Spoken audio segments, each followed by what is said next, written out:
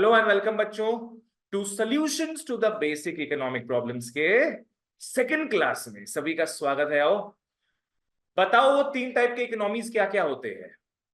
Capitalism, socialism and mixed economic system. Capitalism में main है price mechanism, जिसपे detail में बात किए थे लास्ट क्लास। सोशलिज्म में सब कुछ हैंडल कौन करता है? गवर्नमेंट की तरफ से। कौन? CPA, central planning authority.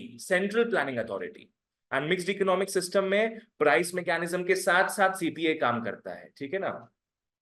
चलो ओके। अच्छा एक काम करो, यहां पे लिख लो तुम लोग चीज। मिक्स्ड इकोनॉमी में price mechanism with active regulation of the state है, यहां पे इसके पास लिख लो। इसको बोलते हैं रेगुलेटेड प्राइस मैकेनिज्म। इसको बोलते हैं regulated price mechanism. We'll talk about this today. आओ चलो ओके, एक बार रिवाइज करते हैं। What is price mechanism? Price mechanism बोलते जाओ मेरे साथ।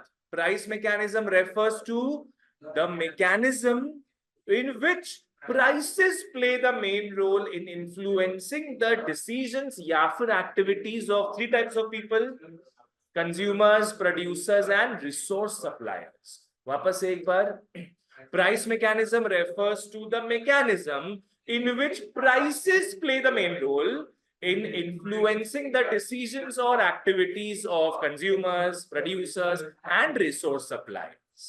इसके दो मेन एलिमेंट्स हैं, प्राइस एंड मार्केट। चलो लास्ट क्लास अब देखे थे ये सब। फंक्शंस ऑफ प्राइस मैकेनिज्म हो गया था, conditions required for price mechanism भी हो गया। आज एक काम करो, पहले लिमिटेशंस में आ जाओ। एडवांटेजेस मैंने कटवा दिया है, लिमिटेशंस में मैंने बोला था एनी थ्री। एक काम करना, लिमिटेशंस ऑफ प्राइस मैकेनिज्म लिखा है, ऊपर लिख लो कैपिटलिज्म। कैपिटलिज्म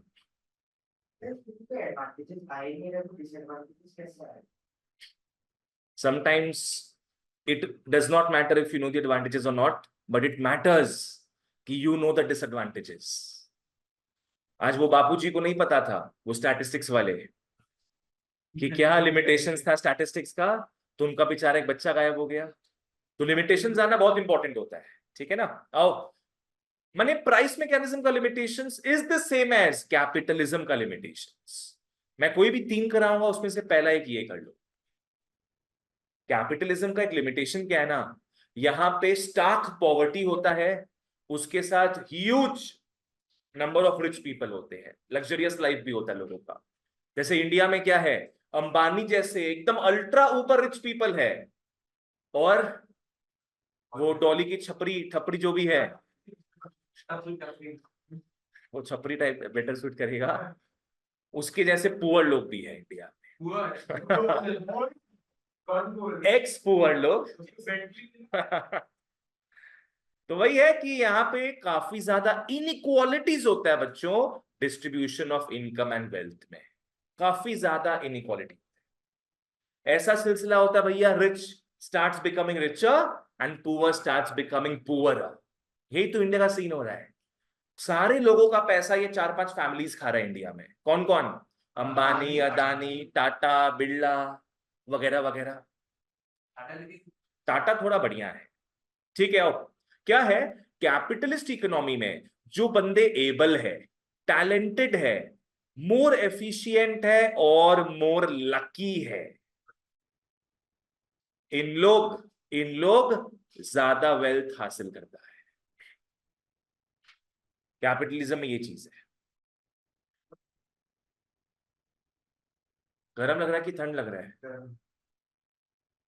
अच्छा ओके। तो they become more lucky and they start earning a lot of wealth. तो इनका क्या है, इनका इनकम भी बढ़ता है। इनकम जितना बढ़ेगा उतना तुम्हारे पास जमा पूंजी बढ़ता जाएगा, उतना तुम्हारा वेल्थ बढ़ेगा।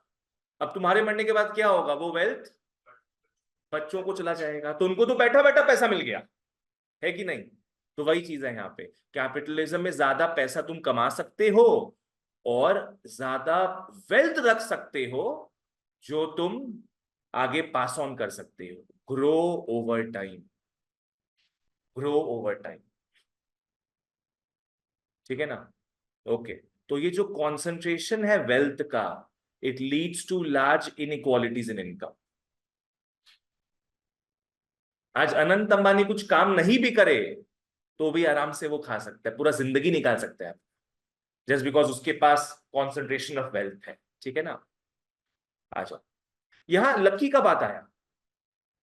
चलो एबल है, टैलेंटेड है, मोर एफिशिएंट है, जितने तुम काबिल हो गए उतना तुम ज्यादा कमा सकते हो, but what about more lucky? Casino, social media, yes, जो इन्फ्लुएंसर्स होते हैं, पर वो तो मेहनत भी करते हैं। हाँ, ढींचक पूजा में पहुंच गई तुम्हारे बाबा, सेल्फी मैंने ले ली आज। वो क्या क्या खा भी ले। हाँ। खा भी लेम हो गया आज, औरी। हम बोलते हैं औरी को कुछ नहीं आता है ना, वो कोई पॉलिटिशियन है ना, कोई एक्टर है ना, कोई स्पोर्ट्स पर्सन है, फिर भी हर पार्टी में शामिल होता है, वो इतना पैसा कमा रहा है just because he is very lucky, ठीक है ना? आ जाओ, ओके नेक्स्ट। वही हम भी सोचते हैं, हम भी किसी का बच्चा है, हर कोई किसी का बच्चा होता है, कोई इन्फ्लुएंशियल पर्सन का बच्चा है, तुम ये बोल रही हो? अब बच्चा है कि बच्ची है वो तो वही जानते हैं, इसलिए हम उस लाइन में नहीं जा रहे, ठीक है? तो कैपिटलिज्म का पहला लिमिटेशन क्या हो गया? इनइक्वालिटीज होता है, बोलो किसमें होगा inequalities? In distribution of income and wealth. चलो नेक्स्ट, नेक्स्ट ये पॉइंट हम लोग पढ़ेंगे, डिक्लाइन ऑफ कंपटीशन। देखो तुम लोग ऊपर पढ़ा था एक चीज कि ना, प्राइस मैकेनिज्म को वर्क करने के लिए, प्राइस मैकेनिज्म को वर्क करने के लिए क्या होना चाहिए? कंपटीशन होना चाहिए। पर बहुत बार ऐसा देखा गया है कि पहले तो बहुत कंपटीशन था, पर कंपटीशन एक एक करके क्या होने लग गया? डिक्लाइन। आज जियो के पहले टेलीकॉम इंडस्ट्री वाज ह्यूज, कम से कम 9-10 प्लेयर्स थे टेलीकॉम इंडस्ट्री में। याद है वो एक्स प्लेयर्स कौन कौन थे? आइडिया, आइडिया हो गया, एयरसेल हो गया, Uninor, Docomo, Docomo, Tata Docomo था, बीएसएनएल अभी भी है, रिलायंस भी था उस वक्त, बहुत सारे कंपनीज थे, यूनिनॉर जो मैंने बता दी, टेलीनॉर, 9-10 प्लेयर्स थे पहले। सोचो, इनके बीच में फियर्स कंपटीशन था, ठीक है? एक एक करके क्या है, सब कम होने लग गए, अभी 3 पे आ गए हैं, एयरटेल, जियो और वोडाफोन। बीएसएनएल भी ले लो, चलो वो नॉन एग्जिस्टेंट ही है मोटा मोटी। और ऐसा समझ में आ रहा है आगे आने वाले सालों में क्या होगा? मोनोपोली हो जाए। जहां इतना फियर्स कंपटीशन था, वहां कंपटीशन डिक्लाइन होते होते क्या लग रहा है, कहां की तरफ बढ़ रहे हैं? अपने मोनोपोली की तरफ बढ़ रहे। मोनोपोली समझ में आता है? सिंगल सेलर, एक पर्टिकुलर आइटम का सिंगल सेलर है, मार्केट शेयर पूरा उसी का है, ठीक है ना? तो जब कंपटीशन डिक्लाइन होने लगता है, price mechanism will not work, price mechanism will not work. Think about this, आज सिर्फ जियो ही बचेगा, सिर्फ जियो बचेगा बच्चों, तो वो जो, यस, वो जो भी प्राइस सेट करेगा लोगों को वही स्वीकारना पड़ेगा। समझ में आ रहा है? आज अगर तुम लोग को इंटरनेट यूज करना है, उस वक्त मोबाइल नेटवर्क यूज करना है, तो जियो जो प्राइस मांगे अपने को पे करना पड़ेगा, because there will be no competition. तो डिमांड सप्लाई का खेला खेला जाएगा क्या उस वक्त? नहीं, जियो जो बोल देगा वही प्राइस हो गया। तो इसीलिए कंपटीशन होना बहुत इंपॉर्टेंट है, कंपटीशन नहीं होगा, price mechanism will not work. बोलते ना, हिटलर वाला सोसाइटी हो जाएगी, मुकेश अंबानी जो बोलेंगे वही करना पड़ेगा सबको। आ जाओ, ओके। हाँ, तो affective working of price mechanism requires existence of perfect competition. Perfect competition में क्या होता है ना, हाँ ये अच्छा लाइन आ रहा है अपना, परफेक्ट कंपटीशन में प्राइस लोएस्ट होगा और आउटपुट हाईएस्ट होगा। तुम लोग क्लास 12 में ढंग से पढ़ोगे व्हाट इज परफेक्ट कंपटीशन। सबसे बेटर डील थे। परफेक्ट कंपटीशन में क्या हो रहा है, हजारों सेलर्स है, वो पर्टिकुलर आइटम के कितने सेलर्स है? हजारों सेलर्स है। तो हर कोई चाहेगा ग्राहक मुझसे सामान खरीदे, तो वो प्राइस क्या करेगा? लोवेस्ट कर देगा, कम करते जाएगा प्राइस। और हजारों सेलर्स होंगे तो आउटपुट ऑफ कोर्स बहुत ज्यादा। एक डोसा वाला और 1000 डोसे वाले हैं तो आउटपुट ज्यादा कहां बनेगा, 1000 डोसे वालों की तरफ, है ना। नेक्स्ट, कंपटीशन अगर कम होते जाए कम होते जाए कम होते जाए, in course of time, in course of time क्या होगा, मोनोपोली आ जाएगा। मोनोपोली, मोनोपोली, मोनो का मतलब सिंगल एंड पोली का मतलब seller. Monos and polus Greek words, लिख लो सिंगल सेलर।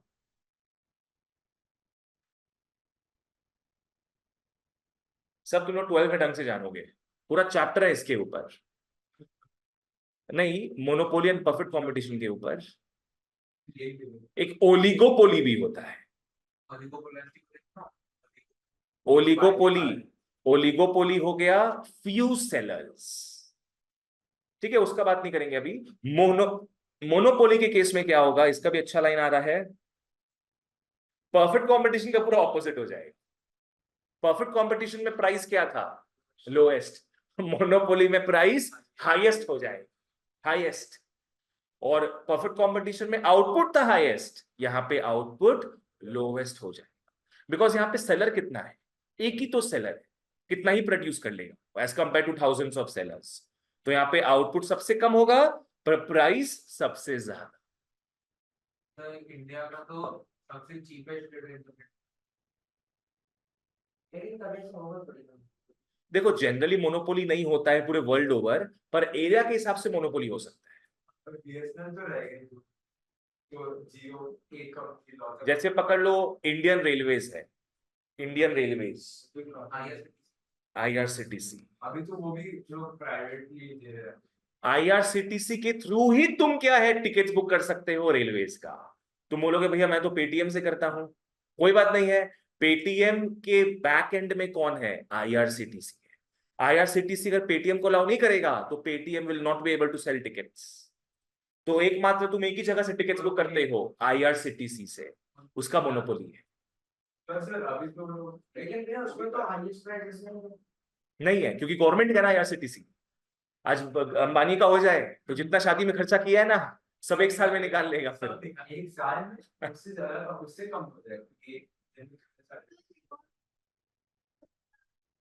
अर्बन कंपनी, हाँ। नहीं देखो वैसे सर्विस तो हर कोई दे रहा है, मतलब एक शायद हाउस बोल के है कुछ, मेरे को देखना, तुम गूगल में सर्च मारना अर्बन क्लैप लाइक कंपनीज, तुमको कुछ कुछ दिखेगा। हाँ अर्बन क्लैप पूरे इंडिया में मौजूद है, पर वैसा बहुत सारा छोटे छोटे फर्म्स है जो लोकल लोकल एरिया में मौजूद है, समझ रही हो। तो वो परफेक्ट मोनोपोली नहीं। सबसे बड़ा कॉम्पिटिटर्स है अर्बन क्लैप का, उसके खुद के जो वहां पे टेक्नीशियंस है। आज पकड़ लो अर्बन क्लैप, अगर कारपेंटर का प्राइस हम लोग को कोट कर 1000 रुपीज, कि कारपेंटर बुलाएंगे हमारे यहाँ से, आप 1000 रुपीज लगेगा आपका, और वो काम है सिर्फ 100 रुपए का, तो हम लोग आसपास से किसी को बुला लेंगे फिर, तो अर्बन क्लैप ऐसे ही आउट हो गया, लोकल आदमी आ जाएगा, इतना रुपया देंगे क्यों, हम लोकल किसी को बुला लेंगे। तो अर्बन क्लैप अपना प्राइस हाईएस्ट नहीं कर सकता उस हिसाब से, बिकॉज इट हैज कॉम्पिटिशन। जो आता है काम करने के लिए ना, वो अपना वो हाँ वैसे ही हम तो ऐसे ही करवाते हैं। आज पकड़ लो इको दुनिया में सिर्फ, या दुनिया नहीं इंडिया में सिर्फ इको हम ही पढ़ाते हैं।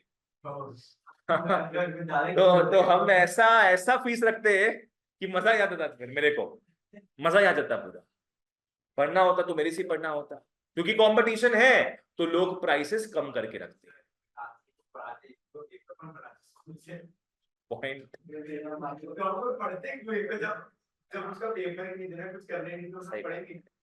नेक्स्ट आओ एक और अपने लिमिटेशन को देखते हैं। Consumers sovereignty is a myth, you know, no,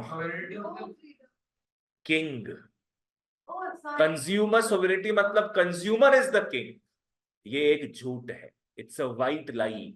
सब यही होता है कि कंज्यूमर इज अ किंग, ये काफी झूठ है।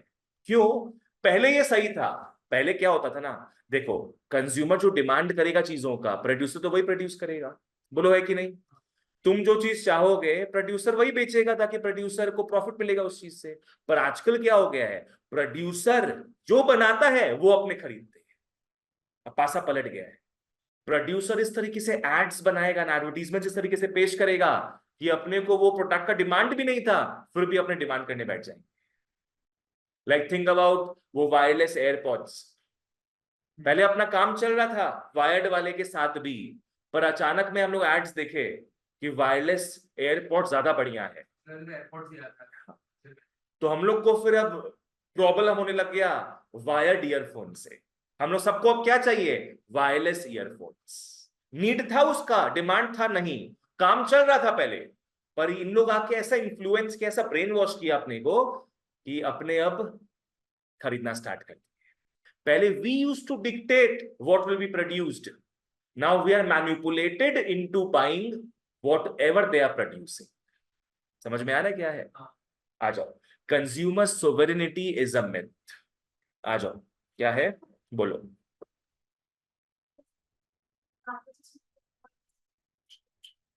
हाँ, कंज्यूमर इज किंग, पर यहां पे अपने मेनली बात करें प्राइस मैकेनिज्म का, मेनली उसका बात कर रहे हैं। नहीं देखो, कैपिटलिज्म ह्यूज थिंग, उसका एक छोटा सा पार्ट क्या है अपना प्राइस मैकेनिज्म। यहाँ पे उसकी डिसऑर्डर का बात कर रहे हैं एज इन क्या तुम, अच्छा गिर गया क्या वो? यहाँ पे क्या है, पहले के समय डिमांड कंज्यूमर करता था, वही तुम बनाते थे, पर अब ऐसा देखा जा रहा है क्योंकि एडवर्टीजमेंट इतना बढ़ चुका है ना, अब का बात कर रहे हैं अपने, अब एड्स इतना बढ़ चुका है कि now we are influenced. Earlier we were not influenced because इतना एड्स पहले नहीं आता था, आजकल हर जगह एड आ रहा है। सो अब क्या है, ये कंज्यूमर सोवरेनिटी क्या बन चुका है, मिथ बन चुका है। This is for the present. समझ में आया? वहां पे तुम कौन सा चीज का बात कर रहे हो? हाँ हाँ, वो लिखा हुआ मेरे को पता है वो चीज, उसमें एग्जैक्टली क्या लिखा हुआ है देखते रुको।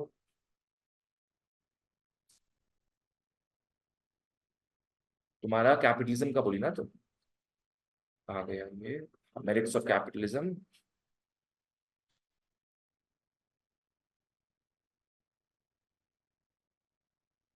कहाँ दिया है पर इसमें ये मेरिट्स ऑफ कैपिटलिज्म, डीमेरिट्स।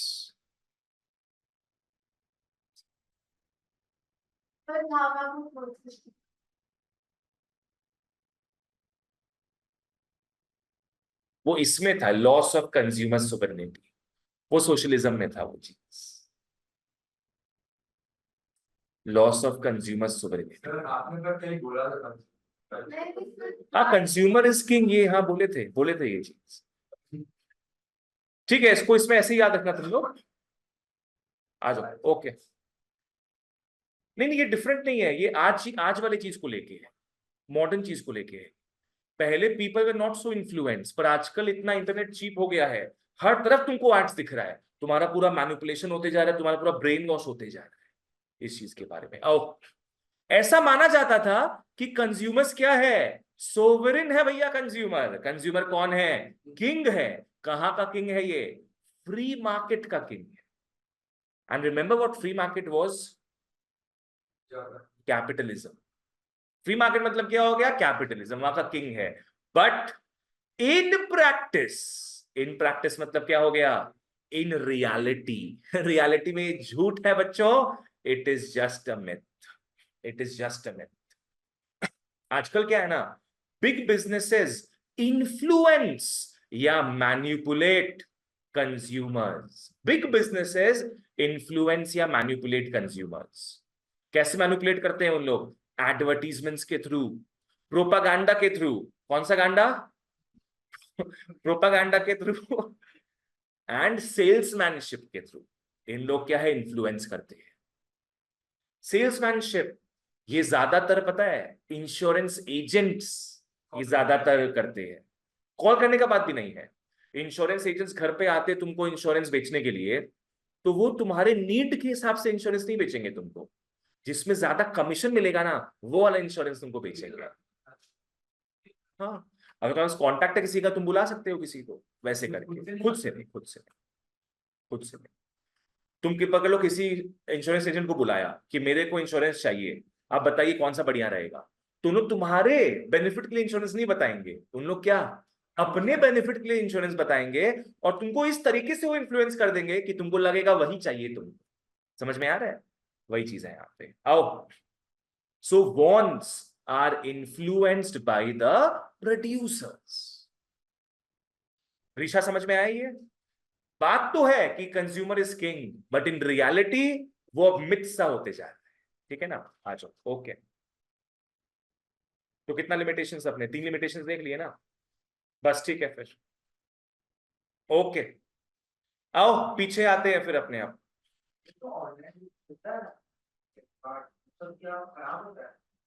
नहीं नहीं, बढ़िया है, तो कोई प्रॉब्लम नहीं है उसमें। Amazon में क्योंकि उनके बल्क में सामान होता है ना, बल्क में एकदम, तो they can sell it in a cheap rate. चलो ओके, अब हम लोग का आज का 3 पार्ट बचा है। 3 पार्ट क्या बचा है? Solutions to the basic problems under capitalism, then under socialism, then under mixed economy. और ये इजी इजी है, फटाफट अपने कवर कर लेंगे। ठीक है ना? आ जाओ, सबसे पहले आओ, solutions in capitalism through what? Price mechanism. याद है हमारे सेंट्रल प्रॉब्लम्स 3 थे। निमोनिक क्या था? WHF, what to produce, how to produce, for whom to produce. What to produce, how to produce, for whom to produce. ये अपने पहले पढ़े थे क्या क्या प्रॉब्लम्स है, अब अपने देखेंगे इसका सॉल्यूशंस क्या है। आओ समझना, इस चीज को फॉलो करो। कैपिटलिज्म में what to produce is guided by demand. बोलो, what is the main force? Demand. क्या होता है? जिस भी चीज का डिमांड ज्यादा होगा, प्रोड्यूसर्स क्या करेंगे? प्रोड्यूसर्स उसको ज्यादा प्रोड्यूस करेंगे। एकदम सिंपल सा कहानी है। क्यों? वाई? यस, बिकॉज उससे प्रॉफिट उनको ज्यादा मिलेगा। एकदम सिंपल कहानी। So what will they produce? They will produce only those goods whose demand is, because demand ज्यादा होगा, वो ज्यादा प्रोड्यूस करेंगे, ज्यादा प्रॉफिट कमाएंगे। और अगर डिमांड कम होता है, nobody is going to buy that good, तो बनाओ ही मत, तो they will produce less of it। जैसे आज के हिसाब से देख लो, आज मास्क का डिमांड क्या है? कम हो गया, बहुत कम हो गया, ना के बराबर हो गया। पहले तो कोरोना में ऐसा हो गया था कि जो कंपनी मास्क नहीं बनाता था उन लोग भी मास्क बनाना स्टार्ट कर दिया था, पर अब मास्क कोई बेचता ही नहीं है, तो मास्क का डिमांड कम हो गया तो लोग प्रोड्यूस करना कम कर दिए। सिंपल बात। क्लियर है यहां तक? तो व्हाट टू प्रोड्यूस में गाइडिंग फोर्स क्या रहेगा? डिमांड। सिंपल। आओ मार्क करते हैं, what to produce and how much to produce. आ जाओ। हाँ, क्या है? What goods produced, what quantity. आ जाओ, यहां पे सबसे मेन चीज आ रहा है, सबसे मेन चीज demand. Demand determines what is to be produced. Demand determines what is to be produced. क्यों? बिकॉज, रीजन क्या है? बिकॉज कंज्यूमर को यहां माना जाता है सोवरेन। कंज्यूमर को, हाँ हाँ, कंज्यूमर को तो सोवरेन माना जाता है, बट इन रियलिटी आजकल ये खत्म होते जा रही है चीज। ठीक है ना? बट ऑन बुकिश लैंग्वेज ये माना जाता है। आज वही तो बोले ना, आज डिमांड जो चीज का नहीं देगा वो तुम क्यों बनाओगे? वो तुम बनाओगे नहीं। Consumer is the sovereign. आ जाओ, तो इसका मतलब क्या है? कंज्यूमर ही डिटरमिन करता है what will be produced. Consumer he determine करेगा व्हाट विल बी प्रोड्यूस्ड। जो मार्क करा रहे हो उसको मार्क कर लो अच्छे से, बाद में पूरा बड़ा सा पैराग्राफ देखोगे ना तो टेंशन में आ जाओगे। आओ, बिकॉज क्या है? कंज्यूमर जो चीज का डिमांड करता है खर्चा भी वही करेगा, है ना? Willing to spend their income on. Consumer जो चीज का डिमांड करेगा वही वो पैसा का फ्लो करेगा। सिंपल बात है। उतना याद रखो, these are the key points. उसके आजू बाजू तुम बना के कुछ भी लिख लो। प्रोड्यूसर क्यों डिमांड को फॉलो करेगा जी? To earn maximum profits, to earn maximum profits. और फिर लास्ट लाइन में आ जाओ, तो इसको एंड करते अपने क्या बोल के भैया, कि taste and preferences reflect the prices prepared to pay.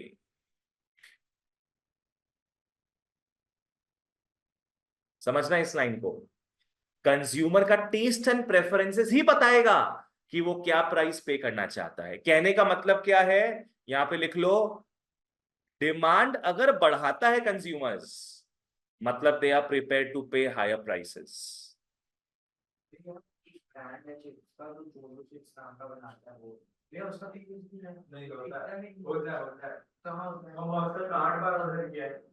वो चैलेंजेस में काम आता है, पर ऐसे कोई फालतू एकदम यूज नहीं है उसका कोई।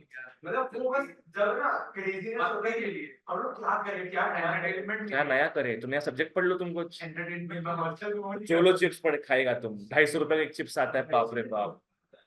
स्कूटर पे गया था, हम लोग पिज्जा लेके आया, कोलकाता से लेके गया था, मैं हम लोग नाश्ता तो खा लिया, अब पानी मिल नहीं रहा है, उसके बाद मजा है। बात करो, जोर से उसके बाद पानी पीना ही नहीं चाहिए। ओह और खाओ। हाँ लिटरली पूरा ये पार्ट में ऐसा। अच्छा हम लोग अभी इकोनॉमिक्स में है, आ जाओ समझो इस चीज को।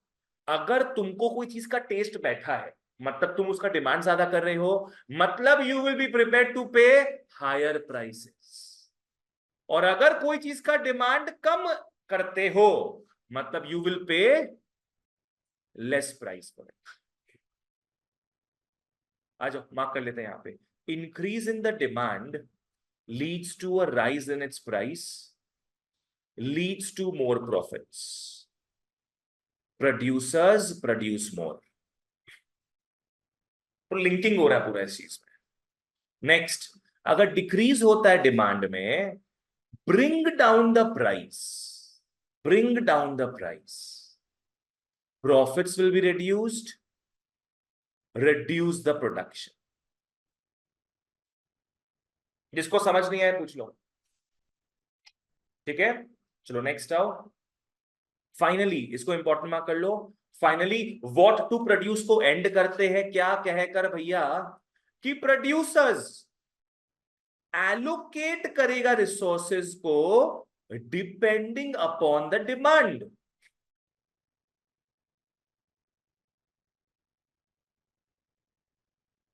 आज ईवीज का काफी डिमांड बढ़ गया है, ईवीज का, इलेक्ट्रिक व्हीकल्स का, तो सारे कार मैन्युफैक्चरर्स क्या कर रहे हैं, ईवीज बना रहे हैं आजकल। सिंपल बात है, डिमांड के हिसाब से दे विल फ्लो, डिमांड के हिसाब से they will flow. Next how to produce, how to produce में याद है क्या क्या चीज था, हाउ टू प्रोड्यूस में नहीं, labour intensive and capital intensive, right, labour intensive and capital intensive. वो था पीपीसी में, पीपीसी में देखे थे आप लोग। इसमें था हाउ टू प्रोड्यूस, उसके फीचर में था, ठीक है आओ, हाँ उसमें था, वो सेंट्रल प्रॉब्लम्स में था। आओ हाउ टू प्रोड्यूस के केस में अपने देखेंगे कि कैपिटलिज्म में फर्म क्या स्वीकारता है, फर्म लेबर इंटेंसिव यूज करेगा कि capital intensive. No, it depends upon the cost. Firm will not care about the country, country में लोग बेरोजगार मर रहे होंगे, पर फर्म को सिर्फ अपने आप से मतलब है। Firm will only use that thing whose price will be low, cost effective रहे। आज पकड़ लो, फर्म को लग रहा है कि मशीन्स बहुत कॉस्ट इफेक्टिव है उसके लिए, चाहे 1000 लोग बेरोजगार मर रहे हैं, वो किसको स्वीकारेगा, कैपिटल इंटेंसिव। उसको देश से मतलब ही नहीं है, उसको सिर्फ अपने प्रॉफिट से मतलब है, और प्रॉफिट उसका बढ़ेगा जब उसका कॉस्ट कम होगा, है ना। चलो आ जाओ, हाउ टू प्रोड्यूस में आते हैं। हाउ टू प्रोड्यूस में क्या होगा, आराम से फॉलो करना। प्रोड्यूसर हमेशा सोचता है यहां पे कि उसको मिनिमाइज करना है कॉस्ट को, उसको मिनिमाइज करना है कॉस्ट को, तभी तो भैया वो अर्न कर पाएगा मैक्सिमम प्रॉफिट्स। तो वो चीपेस्ट मेथड ऑफ प्रोडक्शन को यूज करेगा, चीपेस्ट मेथड। बच्चों बताना तो, क्या वो सोशली सोच रहा है क्या, नहीं, इकोनॉमिकली सोच रहा है, वो अपने बारे में सोच रहा है, नॉट फॉर द सोसाइटी। आ जाओ, अब ये कॉस्ट कैसे डिटरमिन होता है। कॉस्ट डिटरमिन होता है by the prices of inputs, prices of inputs. ऊपर में लिख लो RWIP, है ना। इनपुट्स का प्राइसेस आपने देखे थे, LLC का प्राइसेस क्या है, RWIP। तो वो RWIP को कंपेयर करेगा, जो सस्ता होगा उसको यूज करेगा वो। चलो ओके, हाँ। तो basis of these factor prices को मद्देनजर रखते हुए वो चूज करेगा ऐसा टेक्निक ऑफ प्रोडक्शन जो कि क्या है, लीस्ट कॉस्ट, लीस्ट कॉस्ट। ठीक है, लिख लो यहां पे, does not care about social objectives. लिख लो, does not care about social objectives. तो भाई सोशल ऑब्जेक्टिव का ध्यान कौन रखता है फिर, गवर्नमेंट किस में रखेगा वो, सोशलिज्म में, मिक्स्ड इकोनॉमी में रख सकता है। हाँ चलो आ जाओ, ओके। हाँ ये तो अब इजी है, फटाफट मार्क कर लो। अगर लेबर, अगर ये क्लिक क्यों नहीं हो रहा है जी, मार्क करते जाओ। Labour is relatively cheaper than capital, तो वो लेबर इंटेंसिव टेक्निक अडॉप्ट करेगा। और capital is relatively cheaper than labour, तो कैपिटल इंटेंसिव टेक्निक अडॉप्ट करेगा। सिंपल, आर्यन इजी है। चलो आगे बढ़ते हैं। अब आता है फॉर whom टू प्रोड्यूस। आओ मैं कॉपी में बताता हूं ये चीज, for whom to produce.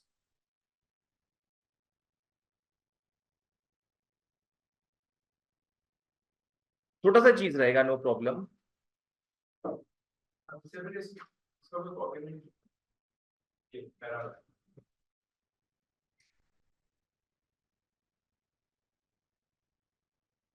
Tag कहां से खुल गया, याहू में खोल रहे थे। ठीक है, आओ, टैग लिखा गया, फॉर whom टू प्रोड्यूस, किसके लिए बनाया जाए। तो यहां पे वही चीज आता है, या तो बनाया जाएगा अमीरों के लिए, या मिडिल क्लास के लिए, या गरीबों के लिए। अब अमीर गरीब मिडिल क्लास कैसे डिटरमिन होता है, उसके इनकम से। बिल्कुल, जो ज्यादा इनकम कमाएगा वो रिच हो गया, जो बहुत इनकम कम कमाएगा वो पुअर हो गया। इनकम से डिटरमिन होता है, इनकम से डिटरमिन तुम्हारा एसओएल होगा। Income is the main thing.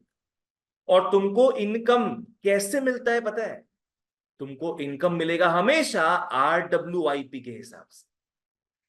इसको फील करो तुम लोग, दुनिया में जिसको जो भी इनकम मिल रहा है ना, वो किस हिसाब से मिल रहा है, RWIP के हिसाब से। आज नीचे जाओ, एक दुकानदार है, शॉपकीपर है, वो किसके थ्रू कमा रहा होगा, प्रॉफिट्स के थ्रू। जो ग्रोसरी वाले होते हैं ना, जो ग्रोसरी बेचते हैं, वो कमाते हैं प्रॉफिट्स के थ्रू। तुम लोग कहीं जॉब करोगे, तुमको वेजेस मिलेगा। जमीन है तुम्हारे पास, तुम उसको रेंट में लगा सकते हो, या बेचोगे तो प्रॉफिट कमा सकते हो। समझ में आया ना। तो each and every income can be classified into RWI। तो डिविडेंड मिलता है तो वो भी प्रॉफिट में आ जाएगा, सेम।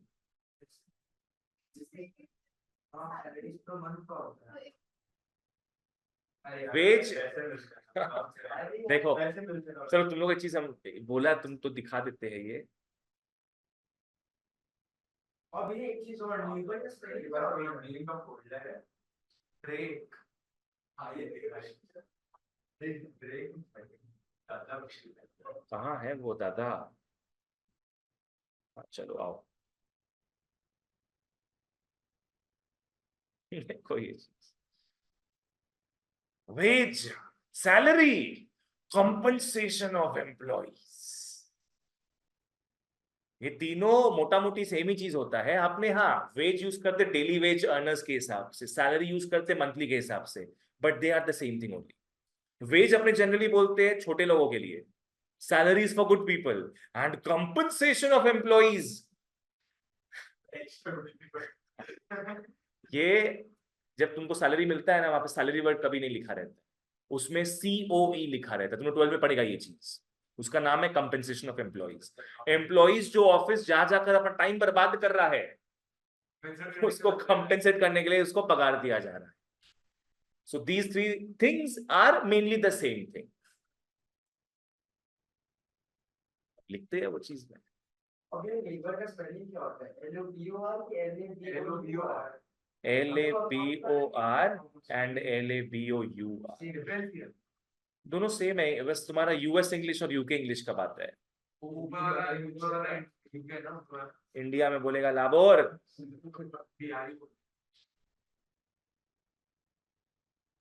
आओ फोर्स, लोग बोलते हैं ट्यूटन, ट्यूटन बोलता है लोग, ट्यूटन। क्यों अर्शिल? अपने क्या बोलेंगे? TUI मत खा जाना कोई, ट्यूशन। आओ ठीक है, इंग्लिश खत्म। फॉर हुम टू प्रोड्यूस, ध्यान देना इसमें। जितना ज्यादा तुमको RWIP मिलेगा, इसका मतलब क्या है? तुम्हारा इनकम उतना ज्यादा बढ़ रहा है, करेक्ट? उतना ही तुम गैस प्रोड्यूस नहीं, बाई कर सकते हो। प्रोड्यूस हो चुका है वो, व्हाट टू प्रोड्यूस में ही प्रोड्यूस हो चुका है वो। अब बात होगा उसके डिस्ट्रीब्यूशन का, कि किसके लिए प्रोड्यूस कर रहे हैं हम लोग, ठीक है ना? तो तुम्हारा इनकम ज्यादा होगा तो तुम larger share of the production खरीद पाओगे, फिर SOL बढ़ जाएगा, पर उसका बात नहीं करेंगे यहाँ पे अभी। और अगर तुम्हारा RWIP कम होता है बच्चों, इसका मतलब तुम्हारा इनकम कम है। इसका मतलब तुम गैस बाई तो कर सकते हो, पर कम बाई कर सकते हो। तो वहां पे ना ब्रैकेट में लिख लो लार्जर शेयर, और यहां पे लिख लो smaller share.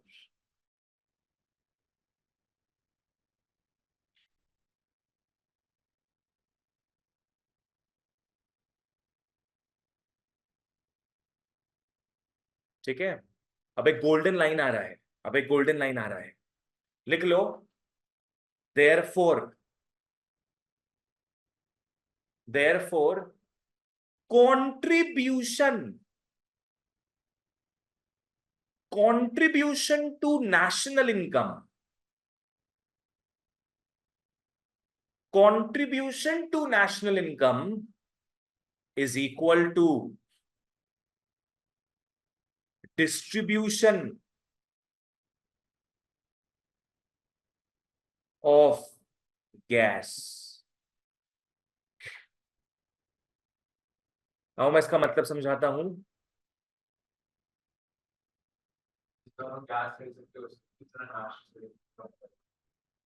Contribution to national income का मतलब क्या हो गया?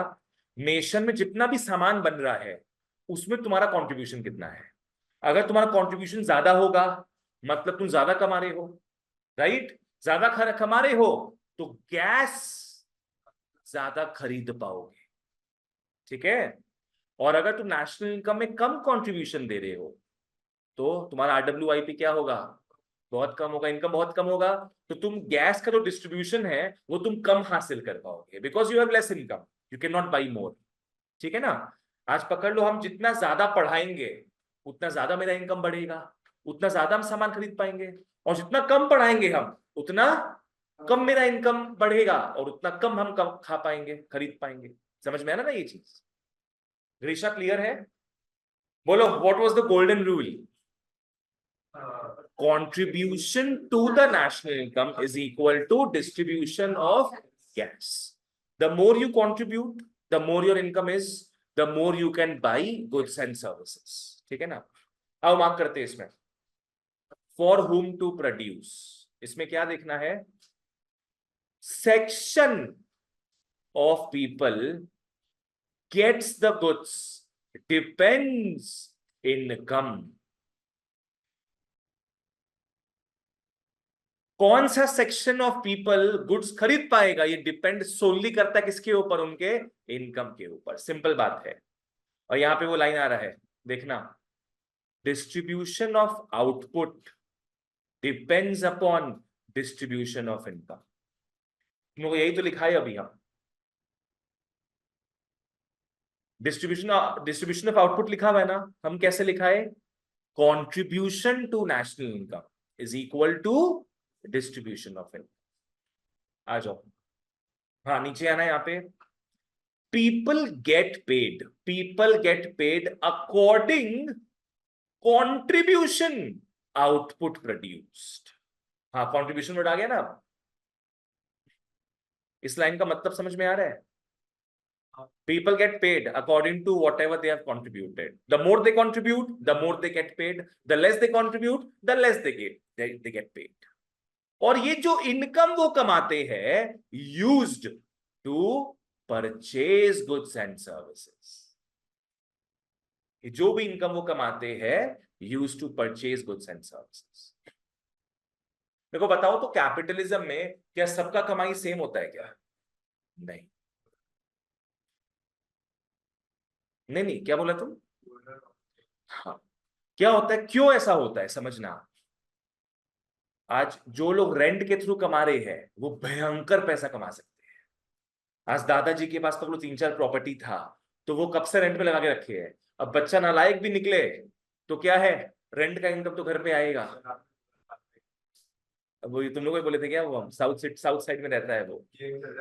अरे याद है, वेरी गुड। नालायक बेटा निकला, पर दादाजी के पास इतने सारे प्रॉपर्टीज, वो भी अपना कलकत्ता का साउथ साइड जो है, हाँ वहां पे बहुत प्रॉपर्टीज लगाए हैं, वो रेंट में लगाए हैं। 2 से 5 लाख रुपया रेंट का घर पे आता है। बच्चा तो गेम ही खेलेगा दिन भर, उसको कमाने का क्या दरकार है फिर। तो कहने का मतलब वही है कि ये चारों पांचों चीज अलग अलग है। वेजेस हो गया तुम्हारा मेहनत का कमाई, रेंट हो गया तुम्हारा बैठे बैठे कमाई। आज हो सकता है वेज तुम कमाओ सिर्फ 20,000 रुपया, तो कोई अगला आदमी रेंट कमा रहा है 2 लाख रुपया 4-5 प्रॉपर्टीज से, तो इनइक्वालिटी तो बढ़ता जाएगा ना। तुम हर महीना थोड़ा थोड़ा ही पैसा कमा पाओगे और वो हर महीना अमीर अमीर ग्रैंड अमीर बनते जा रहा है। वही चीज है। आओ, तो अनइक्वल डिस्ट्रीब्यूशन ऑफ इनकम होता है बच्चों, अनइक्वल डिस्ट्रीब्यूशन ऑफ इनकम होता है, जिस कारण डिस्ट्रीब्यूशन ऑफ गुड्स भी क्या है, अनइक्वल। डिस्ट्रीब्यूशन ऑफ गुड्स भी अनइक्वल है, just because of this vast inequality. ठीक है ना।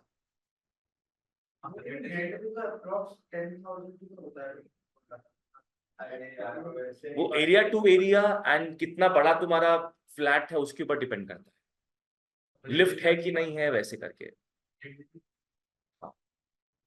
आओ, रिच पीपल लार्जर शेयर खा जाएंगे और पुअर पीपल के खाने लायक टुकड़े टुकड़े मिलेंगे, बस स्मॉलर शेयर।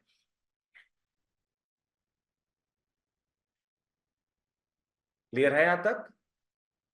एसी तेज कर, गर्म लग रहा है, ठंड लग रहा है ना, हाँ तो तेज करेंगे हम, टेम्परेचर बढ़ाना होगा ना। ओके, तो यहां हमारा प्राइस मैकेनिज्म का पार्ट खत्म होता है। बोलो, what to produce depends on what?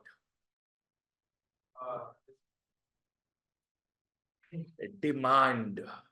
What to produce depends on demand. Next, how to produce depends on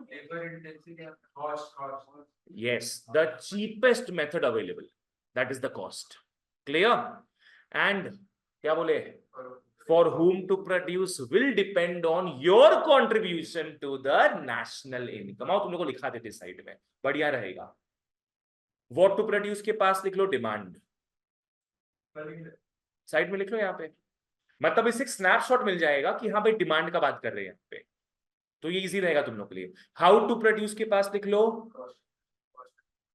least cost। Always the producer will want to choose the least cost availability of technique। और for whom to produce में लिख लो contribution to national income। मतलब क्या हो गया, the more you contribute the more your income, the more you can buy। Simple. अब छोटे छोटे पार्ट्स बचे हमारे, एक सोशलिज्म के और एक मिक्स्ड इकोनॉमी का। मिक्स्ड इकोनॉमी का तो एकदम इजी, मिक्स्ड इकोनॉमी का तो एकदम इजी है।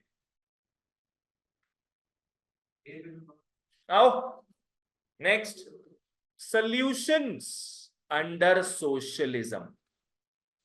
यहां WHF का प्रॉब्लम कौन सॉल्व करेगा? गवर्नमेंट का CPA, सेंट्रल प्लानिंग अथॉरिटी। आ जाओ मार्क करते इसमें। नहीं नहीं, यहाँ पे हम आएगा सब मार्क करा देंगे। जो जो हम लिखाने बोलेंगे वो लिखो बस। सोशलिस्ट इकोनॉमी में क्या है? सब कुछ सेंट्रली प्लान्ड होता है, कंट्रोल्ड होता है, रेगुलेटेड होता है, सब कुछ। अपना बीबी बच्चा को छोड़ के बाकी सब चीज किसका है? यहाँ पे गवर्नमेंट का, सब चीज गवर्नमेंट का है। आओ, तो भैया सब कुछ गवर्नमेंट का है अगर, तो प्रॉब्लम्स को सॉल्व करने का भी ड्यूटी किसका होगा? गवर्नमेंट का होगा। Since everything is theirs, they should solve all the problems. Government के यहां सारा रिस्पॉन्सिबिलिटी है to solve the WHF problem, ठीक है ना? और वो किससे प्रॉब्लम सॉल्व करवाता है? CPA, central planning authority. इसका बढ़िया नाम है, मार्क कर लो, प्लानिंग कमीशन। इंपॉर्टेंट मार्क कर लेना इसको। इंडिया में प्लानिंग कमीशन स्टार्ट हुआ था 1950 में। कहीं लिख लो 1950। डेट तुम लोग का आगे कोई चैप्टर आएगा वहां पे वापस से बता देंगे हम। प्लानिंग कमीशन सेटअप हुआ था इंडिया में 1950 में, ठीक है? अब मोदी जी आए, 12 बजा दिए 2012 में।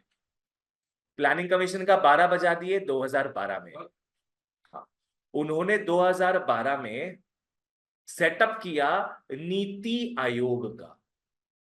ये भी तुम लोग के सिलेबस में बाद में आएगा, क्लास 11 में आएगा, लिख लो। जितना इंफॉर्मेशन देखो तुम लोग के लिए बढ़िया है, कॉमन सेंस बढ़ेगा। गुड, चेयरमैन भी होता है इसका। आओ, तो गवर्नमेंट पहले प्लानिंग कमीशन सेटअप किया, अब उसको अपग्रेड करके क्या नाम दे दिया? नीति आयोग। इसका फुल फॉर्म भी बाद में तुम लोग देखोगे, national institution of transforming India, बाद में देखोगे सब, ठीक है? आओ, तो इसका ड्यूटी है क्या करना? गवर्नमेंट की तरफ से प्रॉब्लम्स को सॉल्व करना, ठीक है ना? आओ बच्चों, देखो कितना छोटा छोटा है यहाँ पे, कितना छोटा छोटा है। खत्म, 5 मिनट पे खत्म यहाँ तक ये।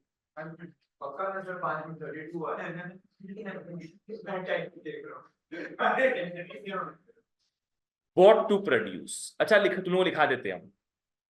सबसे पहले देखो, ग्रेस का 10 मिनट चलो, ठीक है? प्लानिंग कमीशन सबसे पहले क्या करता है? प्लानिंग कमीशन सबसे पहले असेस करता है, असेस करता है the needs of the people. Planning commission सबसे पहले असेस करेगा, क्या चीज करेगा? असेस करेगा needs of the people, not wants. तुमको क्या क्या चीज का बेसिक दरकार है उसको भापेगा। क्या करेगा? भापेगा, उसको एग्जामिन करेगा, और फिर वो चेक करेगा, check the availability of resources. Planning commission सबसे पहले नीड्स देखेगा तुम्हारा, और फिर देखेगा कि तुम्हारे नीड्स के लायक यहां पे रिसोर्सेज है कि नहीं।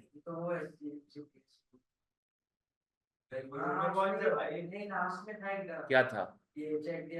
ओ अच्छा, वो तुम नहीं, वो उसमें क्या था बता रहे हैं कि demands, resources remains ahead of availability, lining थोड़ा सेम है। तो प्लानिंग कमीशन क्या करेगा? पहले वो क्या करेगा? असेस करेगा नीड्स ऑफ द पीपल, कि सबको यहाँ पे चाहिए क्या, सबको यहाँ पे चाहिए क्या। उस हिसाब से फिर वो देखेगा कि रिसोर्सेज हमारे देश में वैसे अवेलेबल है कि नहीं। अगर होंगे तो बढ़िया भैया, ब्याह करा दो, दोनों को मिला दो, बना दो वो सामान, और अगर नहीं होगा तो नहीं बनाएंगे। अगर है तो एलोकेट कर देगा, अगर नहीं होगा तो नहीं बनाएगा वो चीज। आओ देखते क्या है। हाँ, प्लानिंग कमीशन एस्टिमेट करता है अवेलेबल रिसोर्सेज को। जो मैंने लिखा है आप लोगों को यहां पे, क्या करेगा वो? एस्टिमेट करेगा अवेलेबल रिसोर्सेज। नेक्स्ट, कंसिडर करेगा requirement of goods and services. यहां पे साइड में लिख लो नीड्स। रिक्वायरमेंट का मतलब क्या हो गया? नीड्स, जरूरत, कि लोगों को किन गुड्स एंड सर्विसेज का दरकार है। असेस करेगा needs of the people, simple. और फिर वो देखेगा कि भैया adequate amount of goods available है कि नहीं पीपल।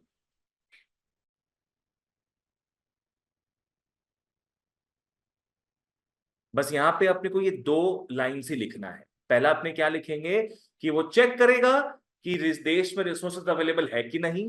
फिर वो क्या करेगा? रिक्वायरमेंट्स को असेस करेगा, नीड्स को असेस करेगा, व्हाट पीपल वांट्स। ठीक है ना? आ जाओ नेक्स्ट, आओ हाउ टू प्रोड्यूस में। अच्छा बताओ तो, गवर्नमेंट यहां पे चीपेस्ट मेथड यूज करेगा क्या?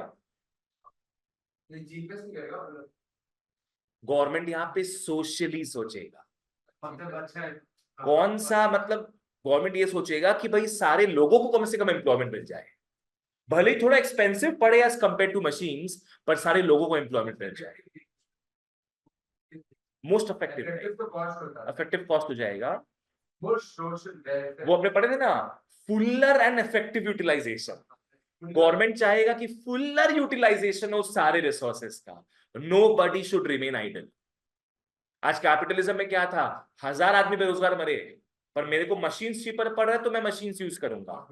पर अगर वही फर्म गवर्नमेंट का हो सोशलिज्म में, तो वो उन 1000 बेरोजगार लोगों का पहले सोचेगा कि वो थोड़ा एक्सपेंसिव भी पड़ रहा है, अगर तो पड़े, पहले मैं उन लोगों को एम्प्लॉयमेंट दूंगा। उसके बाद अगर एक्स्ट्रा काम मेरे पास हो तब मैं क्या करूंगा? मशीन्स को हायर करूं। समझ में आ रहा है? They are very socially active. होता है। आज अपना कलकत्ता का हाल पकड़ लो, इन लोग कच्चा रोड बनाता है, हर बारिश में रोड गायब, ताकि जो इतने बेरोजगार लोग हैं, इतने गरीब लोग कलकत्ता में मौजूद है। कोई जगह तो कच्चा नहीं बनता, पर आज चंडीगढ़ हो गया ऊपर में, नीचे चेन्नई हो गया, दे मेक सीमेंटेड रोड्स। उन लोग का 10 साल 20 साल से रोड पूरा चकाचक वैसा ही है। उन लोग एक बार रोड बना दिया, वो फॉर एवर वैसा रहेगा, because it's made of cement and concrete. पर उन लोगों का एनवायरनमेंट का थोड़ा सा कम है, मतलब क्योंकि वहां पे लोग कम होंगे, तो दरकार नहीं है बार बार रोड्स बनाने का। सबके पास जॉब्स हैं। लोग तो इंडिया है ये। पर कलकत्ता में इतने सारे बेरोजगार लोग हैं, सबको माने ममता दीदी गवर्नमेंट चाहता है कि एम्प्लॉयमेंट मिलते जाए, तो भाई खराब रोड बनाओ, 1 साल बाद तुमको वापस से जॉब देंगे। सोचो। पर और भी चीज पे लगा सकते, अब नहीं लगा पा रहा होगा ना, नहीं लगा पा रहा होगा। ओके, आओ हाउ टू प्रोड्यूस में ध्यान देना। while taking decision takes into account various considerations। Government काफी चीजों के बारे में सोचता है। यहां पे लिख लो नॉट लीस्ट कॉस्टली।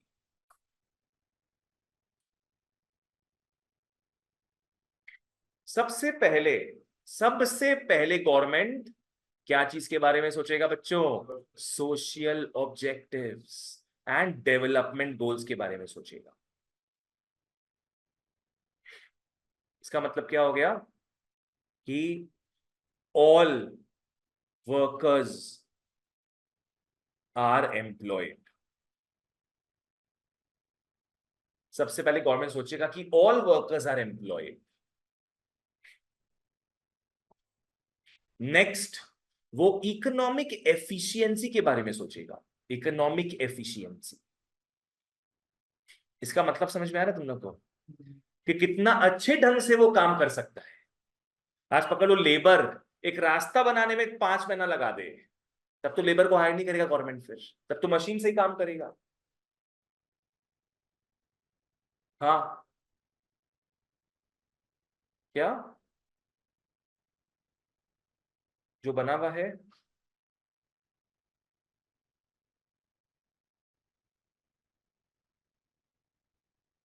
अच्छा, हम 9 बजे कॉल करता है। हम्म, हाँ आ जाओ। इकोनॉमिक एफिशिएंसी का मतलब क्या हो गया कि government has to ensure that all the economic resources are fully utilized. नहीं, म्यूटेड नहीं है।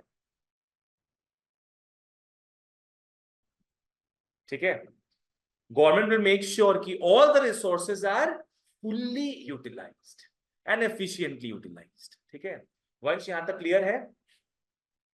नेक्स्ट आओ, for whom to produce. For whom to produce, नहीं, सबके लिए। सबके लिए बनाएगा। हाँ, यहां पे क्या है देख लो, यहां लिख लो, अफोर्ड पे गवर्नमेंट नहीं जाएगा। गवर्नमेंट यहां किस पे जाएगा? नीड पे। तुम्हारे पास पैसा नहीं है, तुमको खरीदना है वो चीज, तो गवर्नमेंट तुमको फ्री में देगा। Think about vaccination. पता ना, वैक्सीनेशन फ्री का भी था। जो गरीब लोग थे वो फ्री में वैक्सीनेशन ले सकते थे। खैर हम लोग भी कुछ ना कुछ करके, कोई ना कोई लोग फ्री में वैक्सीनेशन लगवाए हैं अपना इन्फ्लुएंस यूज करके। पर हाँ, गवर्नमेंट जिन लोग अफोर्ड नहीं कर सकता था वैक्सीनेशन, फ्री में गवर्नमेंट दिया होगा। पर लाइंस पूरा एकदम 10 किलोमीटर दूर तक था। किसको पैसा खर्चा करके वैक्सीनेशन लेने का मन करेगा? ठीक है, आओ, for whom to produce follow करना। यहां पे पीपल ओनली लेबरर्स है। समझना इस चीज के बारे में। कैपिटलिज्म में लोग पैसा कैसे कैसे कमा सकते थे? RWIP। पर यहां सब कुछ कौन ओन कर रहा है? गवर्नमेंट ओन कर रहा है। सब कुछ गवर्नमेंट ओन कर रहा है, तो तुम बस गवर्नमेंट के अंदर काम कर सकते हो एज लेबरर्स। तुमको सिर्फ वेज मिलेगी, कोई ऑन्टरप्रेन्योर नहीं है। तो यहां पे लिख लो, RWIP में RIP को रिप कर दो। यहां पे एकमात्र सबका कैसा कमाई होगा? वेजेस का। वेजेस कमाई होगा। एंड सबका क्योंकि वेजेस के थ्रू ही कमाई है, तो मोटा मोटी सबका अर्निंग्स इक्वल रहेगा, मोटा मोटी। आज गंदगी कब फैलता है? जब तुम प्रॉफिट कमाते हो भयंकर।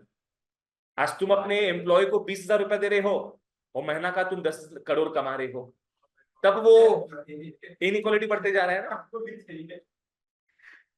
पर यहां पे सभी वेज अर्नर्स है, तो सबका मोटा मोटी सेम इनकम रहेगा। तो सब मोटा मोटी इक्वल शेयर ऑफ गुड्स खरीद पाएंगे। समझ में आया? No larger share, no smaller share, सबका ऑलमोस्ट इक्वल शेयर रहेगा। Just because everybody is earning किस हिसाब से? ध्यान दो अर्शिल, एवरीबडी इज अर्निंग किस हिसाब से? वेजेस के हिसाब से। ठीक है, अब मार्क कर लो फटाफट। वेजेस डिटरमिन होता है, सबका वेज सेम नहीं होगा, किंतु वेजेस डिटरमिन होता है quantity and quality of work done. Of course, जो पढ़ा लिखा होगा उसको ज्यादा पैसा मिलेगा, जो कम पढ़ा लिखा होगा उसको कम पैसा मिलेगा। आ जाओ, ओके। तो यहां पे क्या है? Aims at equitable distribution of income. Aims at equitable distribution of income. तो एवरीवन लिख लो, everyone gets almost same share.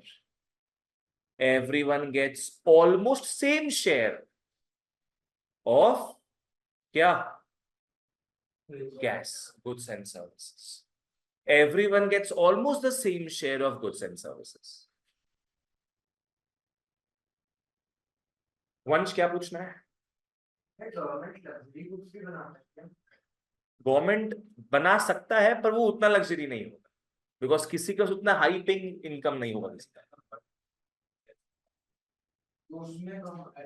बस आपको याद है सर, आप बोले थे फर्स्ट क्लास में लग्जरी एंड उसमें कुछ ऐसा याद तो मेरे को, बेटा मेरे को याद नहीं रहता, इसको पूरा याद रह लेता है। Good, very good.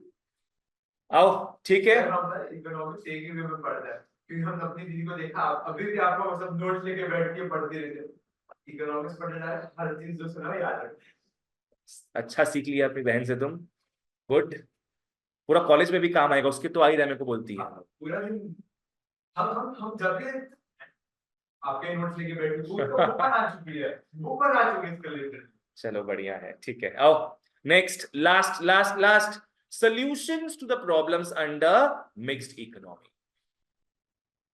जैसे गांव गांव में भेड़ बकरी साथ में रहते हैं, वैसे मिक्स्ड इकोनॉमी में कौन साथ में रहता है? Private companies and government companies. मतलब यहां पे प्रॉब्लम सॉल्व होगा प्राइस मैकेनिज्म के थ्रू भी एंड सीपीए के थ्रू भी। सीपीए का full form central planning authority. आओ इसका मतलब समझना, कॉपी का दरकार नहीं है। प्राइस मैकेनिज्म में क्या था, मान लो 30 रुपए का सामान है, डिमांड एंड सप्लाई के हिसाब से क्या होता है, वो बढ़ सकता है घट सकता है ना। अगर डिमांड ज्यादा होगा तो प्राइस बढ़ सकता है, और डिमांड कम होगा तो प्राइस घट सकता है। मतलब nobody fixes this is automatically sorted through the art of demand and supply. This is called price mechanism. अब अभी क्या पढ़ रहे हैं अपने मिक्स्ड इकोनॉमी? मिक्स्ड इकोनॉमी में प्राइस मैकेनिज्म के थ्रू प्रॉब्लम सॉल्व होगा, but yes under the regulation, under the छत्र छाया of whom? The government. Government बोलेगा खेलो तुम लोग प्राइस को ऊपर नीचे करो, खेलो, पर तुम्हारा मैदान हम सेट करेंगे। जितना खेलना है खेलो, तुम्हारा मैदान हम सेट करेंगे। ऊपर मान लो 50 रुपया तक खेल सकते हो, नहीं वो नहीं, वो यही है। और नीचे मान लो 10 रुपए सेट कर दिया। एमआरपी इज द मौजूदा प्राइस। आज पकड़ लो मैगी का एमआरपी 14 रुपया है, मतलब डिमांड एंड सप्लाई के कारण ही इक्विलिब्रियम प्राइस आके सेट हुआ है कहां पे? 14 रुपया। गवर्नमेंट पकड़ लो 20 रुपया सेट कर दिया होगा। 20 समझ गया? MRP is the price at which you buy and sell, that is the equilibrium price. तो गवर्नमेंट क्या है, दो हथकंडा अपनाता है। गवर्नमेंट एक प्राइस सीलिंग सेट कर देता है और एक प्राइस फ्लोर सेट कर देता है, ठीक है ना। इसके बीच में जितना खेलना है खेलो, इसके पार तुम नहीं जा सकते। समझ में आया ये चीज? बॉल पे कभी नहीं मिलेगा। ए बाबा ये अभी तक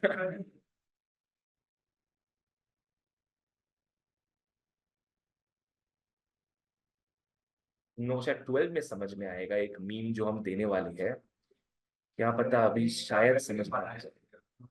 हम बीच बीच में रात को बनाते हैं मीम, जब रात को घुस पड़ लेते हो मीम बना रहे तो रात में तो टाइम मिलता है बाबू।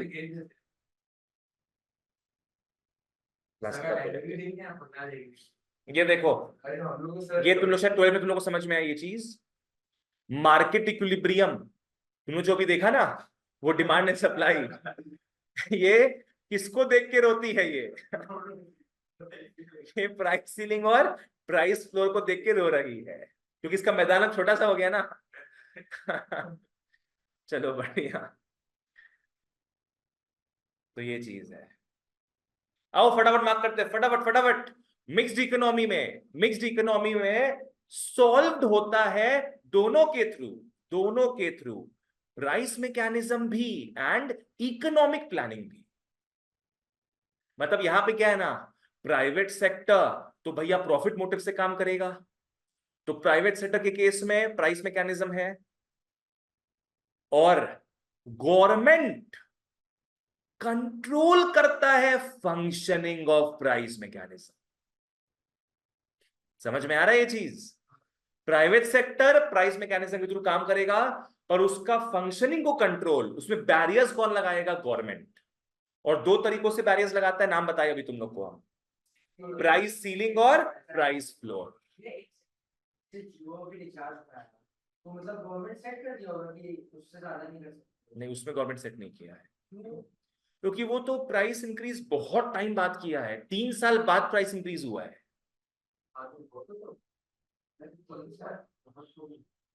3 साल से सेम प्राइस था और सिर्फ 50 रुपए बढ़ाया मोटा मोटी ऐसे, तो वो काफी नीडेड था। इन्फ्लेशन बढ़ते जा रहा है हर साल, पर जियो अभी तक प्राइसेस फिक्स रखा है। वो तो सब रो रहे थे तो हम भी रोना स्टार्ट कर दिए, पर ऐसा कोई बात नहीं था। समझ में आया? तो मतलब अब लोग इस पे लिमिटेशन लगा दें कि अभी रिसेंट बेसिस पर तुम 2-3 साल तक अचानक से बढ़ा नहीं सकते। हाँ, अब और मत बढ़ाओ, बस वही चीज है। लाइक 249 का 3 साल बाद 299 हो गया है। मेरा ये प्लान है। अरे वाह! अरे ₹1 बच रहा है। तो ये क्या है? It's a nominal thing for 3 years, वही चीज है। चलो आ जाओ। ओके, आज नहीं तो अब कोचिंग सेंटर्स में 100 रुपया बढ़ता है हर साल, तुम्हें तो मार डालेगा फिर। यहाँ 50 रुपया बढ़ा है जियो का, लोग पूरा ट्विटर में छा गए। वो तो डेडिकेट है। आप बता रहे हो। ठीक है, आओ यहाँ पे लिख लो तुम लोग। इसको बोलते हैं अपने regulated price mechanism. We call this regulated price mechanism.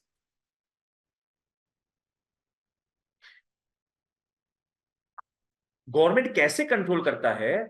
Mark कर लो पॉलिसीज को, और इसको इंपॉर्टेंट यहां पे कर देना। गवर्नमेंट कैसे कंट्रोल करेगा? पॉलिसीज के थ्रू कंट्रोल करेगा। कौन कौन सा पॉलिसीज है, बेटर वे में क्लास 12 में जानोगे। एक होता है मॉनेटरी पॉलिसी।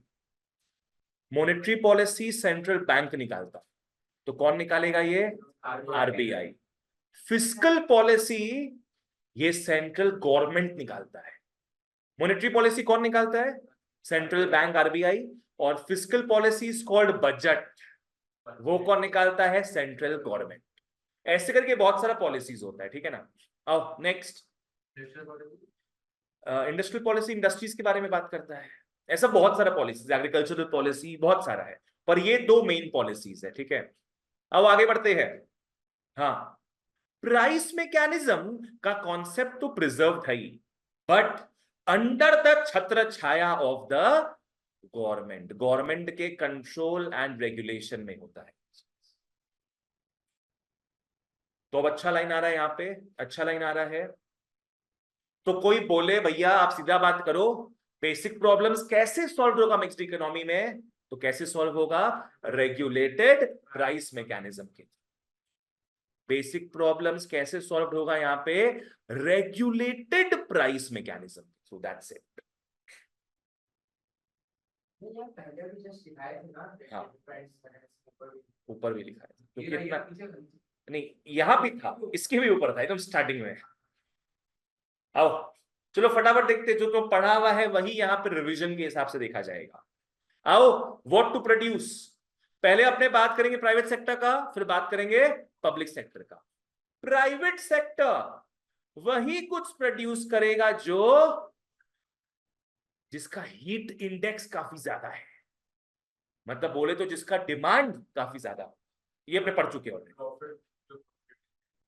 क्योंकि इसी के थ्रू वो लार्ज प्रॉफिट्स कमा सकता है। पर बट बिग हाउ एवर, हाँ, control and regulated by the government. किसके थ्रू? पॉलिसीज के थ्रू, पॉलिसीज के थ्रू। नेक्स्ट, पब्लिक सेक्टर, जो पब्लिक की कंपनियां हैं वो क्या करती है? पब्लिक सेक्टर में प्लानिंग अथॉरिटी डिसाइड करता है कि क्या बनाया जाए क्या नहीं बनाया जाए। किस बेसिस पे? Keeping in mind the national objectives, keeping in mind the national objectives. वही सोशल ऑब्जेक्टिव्स, कि लोग अगर बेरोजगार है तो पहले हम लोग नहीं, यहाँ पे वो नहीं आएगा, बेरोजगार वाला बात नहीं। नहीं, ये तो व्हाट टू प्रोड्यूस का बात कर रहे हैं ना, वो तो हाउ टू प्रोड्यूस में था। मतलब पकड़ लो, आज गवर्नमेंट देख रहा है कि हम लोग सब बहुत ज्यादा वेस्टर्नाइज्ड हो गए। हम लोग सब क्या कर रहे हैं? सब लोग जीन्स पैंट पहन रहा है, कोई कुर्ता पजामा, कभी कोई नहीं पहन रहा है ये सब। तो गवर्नमेंट अब से क्या कर देगा? वही तो पहन रहे हैं हम लोग, जीन्स पैंट ये सब का प्रोडक्शन वगैरह सब कम कर देगा, और कुर्ता वगैरह जो देसी कपड़ा है उसका प्रोडक्शन बढ़ा देगा, उसका एडवर्टीजमेंट बढ़ा देगा वो, ताकि लोग वो ज्यादा खरीदे। वो गवर्नमेंट नहीं चाहता कि हम लोग अपना नेशनल आइडेंटिटी को लूज करें। समझ रहे हैं? नेक्स्ट आओ, कल्चर लूज नहीं करे हम लोग अपना। How to produce. Private sector अपने को पता है क्या करेगा? चूज द मेथड, नीचे आओ, लीस्ट कॉस्टली, लीस्ट कॉस्टली। और प्राइवेट सेक्टर में आना, सॉरी पब्लिक सेक्टर में आना, choosing the technique not input prices, not input prices, but objectives of generating employment opportunities. समझ में आया ये चीज? प्राइवेट सेक्टर क्या करेगा? लीस्ट कॉस्टली इनपुट्स को लेगा, पर गवर्नमेंट इनपुट प्राइसेस से फर्क पैदा नहीं करेगा। गवर्नमेंट चाहेगा सबसे पहले क्या हो? सबको एम्प्लॉयमेंट मिले, सबको एम्प्लॉयमेंट मिले, चाहे थोड़ा कॉस्टली भी हो गवर्नमेंट के लिए, पर एम्प्लॉयमेंट मिले। ठीक है ना? Next, for whom to produce. हाँ, यहां पे लिख लो, प्राइवेट सेक्टर अफोर्ड के बेसिस में तुमको सामान बेचता है, पब्लिक सेक्टर नीड के बेसिस में तुमको सामान बेचेगा। आज पकड़ लो, एक पुअर पर्सन है, पुअर पर्सन के बुखार हो गया, गंदा वाला बुखार हो गया, और दवाई का पैसा नहीं उसके पास। प्राइवेट सेक्टर कुछ देगा उसको? नहीं देगा। पर गवर्नमेंट के दफ्तर में जाता है तो वो उसको फ्री में देगा दवाई। सिंपल बात है। तो प्राइवेट सेक्टर का सिंपल बात है यहाँ पे कि जो पीपल है जिनका हाई इनकम है, able to get larger share.